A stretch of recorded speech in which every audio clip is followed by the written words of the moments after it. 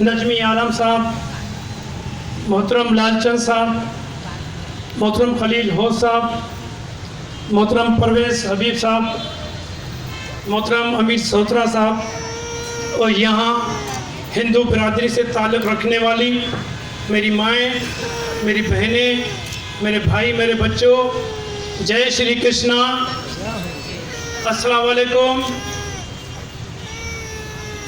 दोस्तों, आज का ये प्रोग्राम पाकिस्तान पीपल्स पार्टी की जानिब से अपने हिंदू भाइयों की जो कल आने वाला दिन है दिवाली, उस खुशी में शामिल होने के लिए आज का ये प्रोग्राम रखा गया है। मैं आपको यहाँ पे खुशामदीद कहता हूँ और अपने नौजवान चेयरमैन जनाब बिलावल भुट्टो साहब की जानिब से, सदर आसिफ जरदारी साहब की जानिब से और पाकिस्तान पीपल्स पार्टी की सारी क़यादत की जानिब से आप सबको दिवाली की बधाइयाँ हो। दिवाली हिंदू धर्म का एक ऐसा दिन है जिस दिन पे हम अपने घरों को रोशन करते हैं, मिठाइयाँ बांटते हैं, रिश्तेदारों से मिलते हैं, लेकिन हम ये सारी चीज़ें करते हुए जो श्री रामचंद्र जी का हमें इस दिवाली का सबक दिया गया है, हम उसको याद नहीं कर पाते।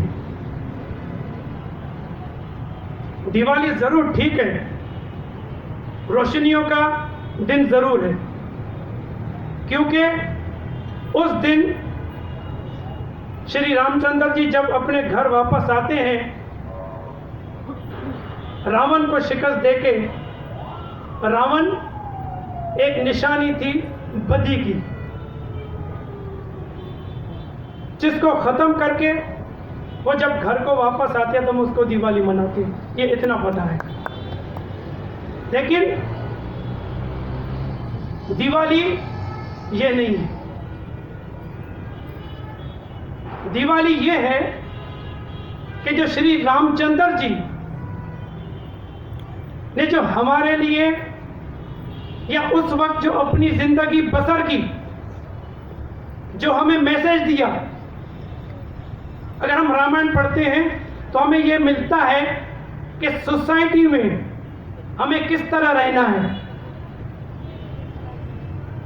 किस तरह छोटे भाई का फर्ज है, किस तरह बड़े भाई का फर्ज है, किस तरह शोहर का बीवी का फर्ज है या बीवी का शोहर के बारे में फर्ज है, किस तरह बेटे का बाप की तरह फर्ज है, किस तरह बाप प्यार करता है बेटे को। ये है हमारा रामायण और ये है शिक्षा श्री रामचंद्र जी की।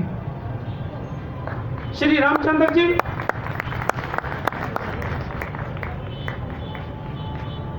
उन्होंने अपने किरदार से साबित किया और हमारे सामने एक सिंबल के तौर पे उन्होंने अपने आप को पेश किया। जिस तरह वहाँ पे अपनी हुकूमत उन्होंने चलाई, वो हमारे सामने है। अगर भाइयों की हम बात करते हैं कि किस तरह उन्होंने भाइयों के रिश्तों की अहमियत हमें समझाई है, तो आप देखें, जब श्री रामचंद्र जी अपनी माता के वचन के हवाले से जब बन जाते हैं, तो उस वक्त लक्ष्मण जो उनके छोटे भाई हैं, जब वो निकल रहे होते हैं तो कहते हैं, भैया मैं भी आपका साथ चलूँगा। बोला, तुम अगर मेरे साथ चलते हो तो माता पिता यहाँ हैं, इनकी कौन सेवा करेगा? बोले ये दो हैं ना, ये सेवा करेंगे, क्योंकि मैं तो आपके साथ चलूंगा, अपनी भाभी के साथ चलूंगा। आप जंगल में जा रहे हैं, पता नहीं कि वहां पे क्या हालात हो, तो मैं आपकी रक्षा करूंगा। ये है छोटे भाई का काम। और पत्नी माता सीता ने यह साबित किया। माता सीता एक राजा की बेटी थी। जब श्री रामचंद्र वन के लिए जाते हैं तो सीता माता कहती है कि मैं आपके साथ चलूंगा। तो कहती है सीते, मुझे तो खुद पता नहीं है कि मैं जंगल बयाबान में जाऊंगा, मैं कहाँ सोऊंगा, कहाँ खाऊंगा, मुझे खुद पता नहीं है, मैं तुम्हें कैसे ले जा सकता हूं। तो वो राजा की बेटी क्या कहती है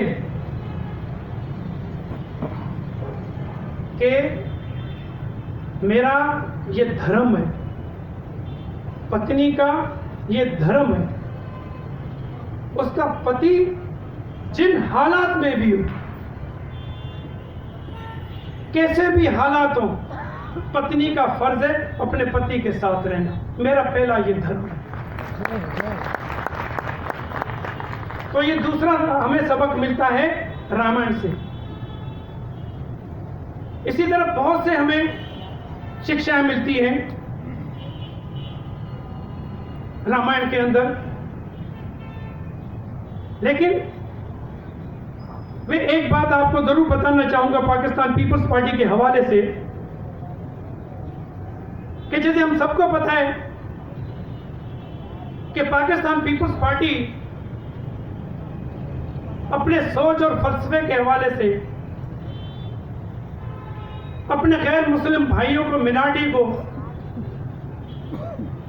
इतनी ही अहमियत देती है जितने किसी अक्सर मेरे भाई को मिलता है। और उसका गवाह पाकिस्तान का वो कॉन्स्टिट्यूशन है 1973 का, जो शहीद जुल्फ़िकार अली भुट्टो ने बनाया था। उसमें एक पूरा चैप्टर रखा गया अक़लियतों के लिए, उनके तहफ़्फ़ुज़ के लिए। मैं अपने हिंदू भाइयों को यह एक वाक़या आपके सामने रखूंगा कि किस तरह पाकिस्तान पीपल्स पार्टी पाकिस्तान में बसने वाले मिनाटी का किस हद तक जाके साथ देती है, उसका ख्याल रखती है।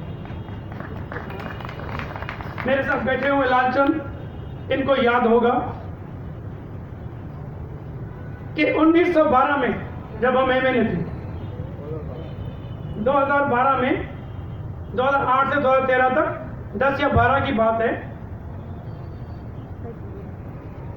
कि हमें मालूम हुआ यहां पे हिंगलाज माता कौन कौन जाता है।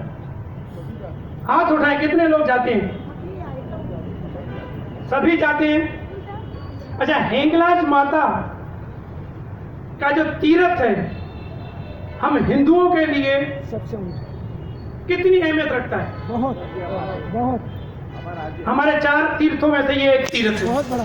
जहाँ श्री रामचंद्र जी भी आए थे और शालब्दी भिटाई साहब भी वहां पे गए थे। एक छोटे तीर्थ कहते हैं वहां पे।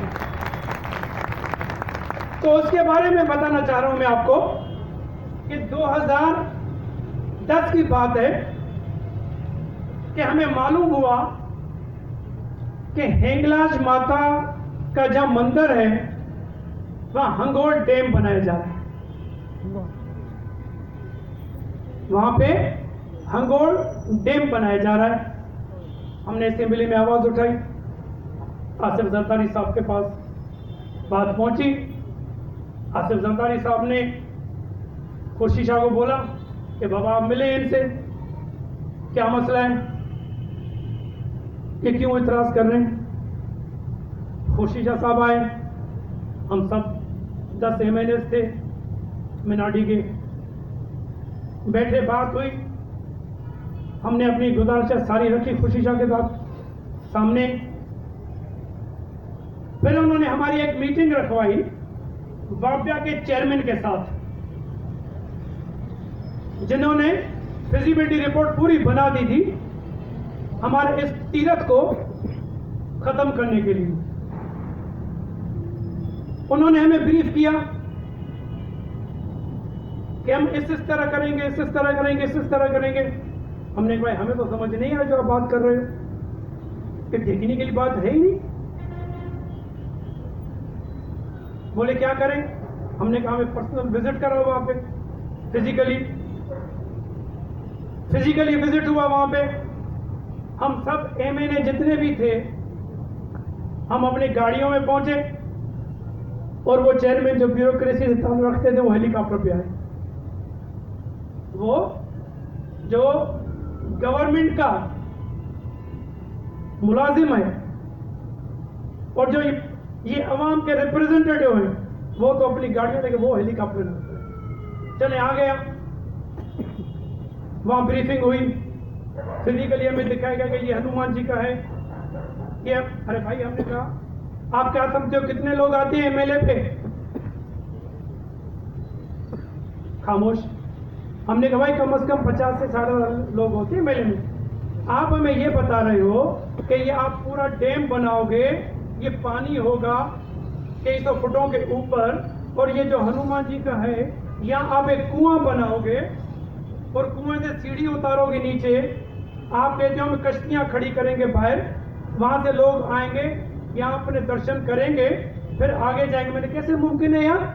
आपको पता भी है कि पानी का दबाव क्या होता है?